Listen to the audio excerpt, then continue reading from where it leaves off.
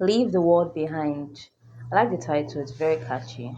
For those who have seen this movie on Netflix, you know that that ending either left you utterly confused or you're like, is that it?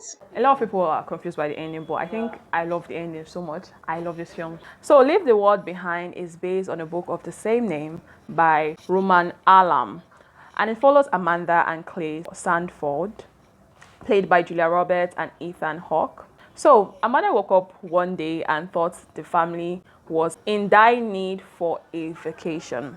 So, she packed up her bags and that of her husband and with their children, Rose and Archie, played by Farah Mackenzie and Charlie Evans. The family went on a getaway. That's the Sanford family on one hand. Then we have Marsala Ali playing G.H. Scott here, the owner of the luxurious home the Sanfords rented. However, in the middle of the night, G.H. comes to the house.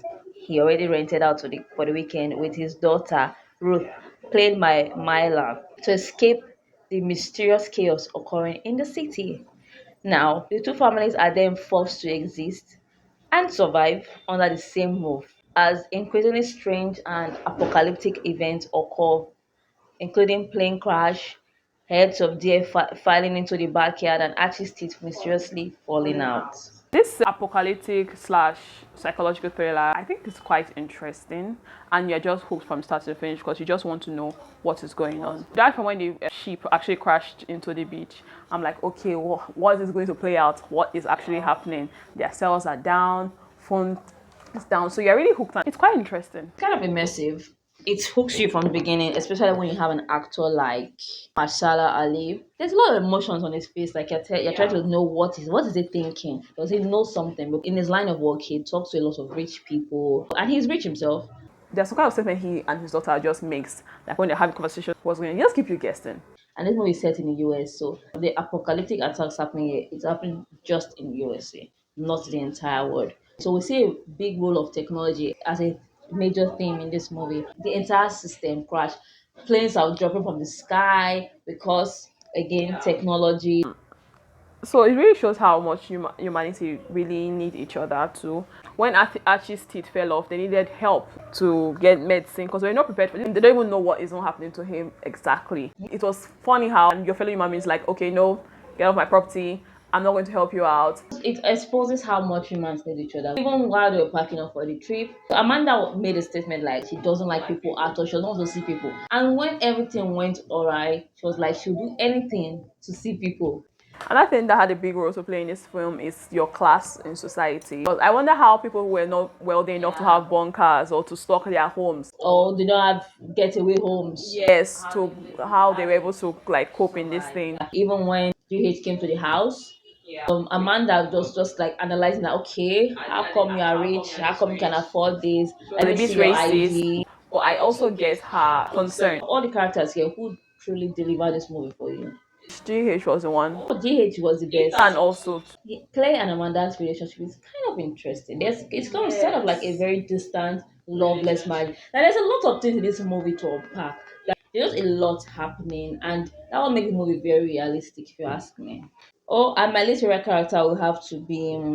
I want to say Archie or Ruth, but I think Ruth did it more for me. Actually, was just a dumb young boy. He played his role well. He really fit in well. Ruth, played by Myla. Oh, my least favorite character has to be Nothing means Rose. Rose, played by Farah Mackenzie. Not because she's not acting the role well. That's the problem. She acted the role so well that I don't like her. Like she's annoying. Although I understood her. She was annoying me at first, but she's not really my least favorite character. I'll put Ruth there. So, since you had a lot of questions, so we're going to explain the end. If you have seen the movie, stick around. If you haven't seen it, Spoiler alert. so for the end of this movie, basically nobody knows what's going on here. So basically no one knows what's going on in this movie. And the character GHA actually explained that conspiracy theories like to orchestrate these things, and you think that powerful people actually have the answers or they are aware of these things that are going to happen, but they really do not know. They just get heads up and they just make preparations for them. GH also told Clay about a military strategy which was already happening in the society. First was isolation. That was why none of the phones were working. So America was isolated. Second, synchronized chaos. Nobody knows what's happening, so we turn on each other. Then coup d'etat, civil war, and collapse of the nation. So basically, it's all attacked by maybe America has some sort of enemies that's okay, we're going to make them destroy themselves. I mean, this seems like a plausible explanation for everything that was happening. So throughout this movie, the youngest of the class, she kept on talking about friends, and she was bored most of the time because they went to the vacation home and this entire shutdown started happening, and she could not watch the final episode of Friends. Yeah, even the mother had to see that the daughter is basically obsessed with the show. And then the movie shows Rose in a house with a bunker, and in this house is a collection of movies and series and a CD player. So while the world went crazy outside and her parents were out of their mind trying to find her, Rose sat and watched Friends. Author Roman Alam had a sit down with Variety and he revealed that it was a way of showing that art served as a salve in the world. And I could not agree more. Because while the world went crazy, literally, Rose left the world behind. And she wanted to just be in this world where things were happy. People had friends. A sweet escape, basically. How did this movie that had both President Barack and Michelle Obama as the producers do? I enjoyed this movie a lot. It's like one of my favorite movies of this year because I truly enjoyed it from start to finish. It was quite okay. I would recommend it. I'll give it 4. It's not perfect, but it's a nice one to see with great messages. So I'll give it 4 stars. I liked it at the beginning. At the beginning, I was like, okay, tell me what's going on. At the end, I was like, boohoo. Okay, move out of my way. So I want to give it a 3, but it will be a disservice because of Ali. Ali in this movie. Ali was too good. So I will give it 4 out of 5. Because it was just there for me. I think I've seen better apocalyptic movies. Felt like the movie was trying too hard to be smart. And when it's too obvious in a narrative that, oh, look at, you see what I'm trying to do here? I'm trying to twist your brain. I'm trying to make you think. I'm trying to flex your mind.